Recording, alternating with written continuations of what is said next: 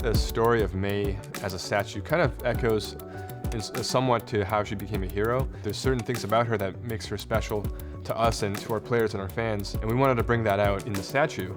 Mei is this bubbly, industrious character, and there's a lot of work that goes into turning a video game character into an actual 3D product. A lot of it is taking video game assets, upresing them to be considered for the real world.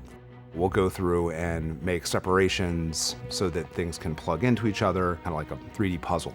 Once engineering is completed, we'll 3D print it. Once we get the 3D prints back, we'll actually have to do a hand pass on top of that because sometimes details are not fully completed and we'll want to make sure they're dialed in even further so that once it goes through the actual production process, we won't lose those details. Mei has a lot of poofy clothing. You have to really sculpt those forms to really fit together to make it look like they're reacting kind of realistically to each other. All that stuff was very meticulous, and I think, Justin knocked it out of the park.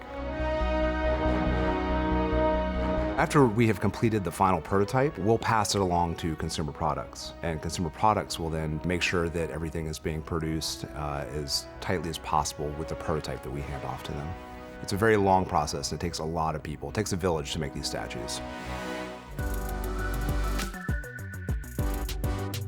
Working with creative development on these statues, it's kind of like we're reliving the development all over again. It's like, remembering what all the important things about these characters are and what traits and personality points to really highlight in the statue.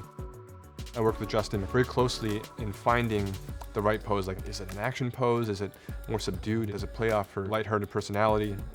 I really like that she's leaning on Snowball. To me, it sort of represents how they work together to get the job done. The pose that we ended up with is an amalgamation between something that's in-game and something that Justin and I kind of developed together.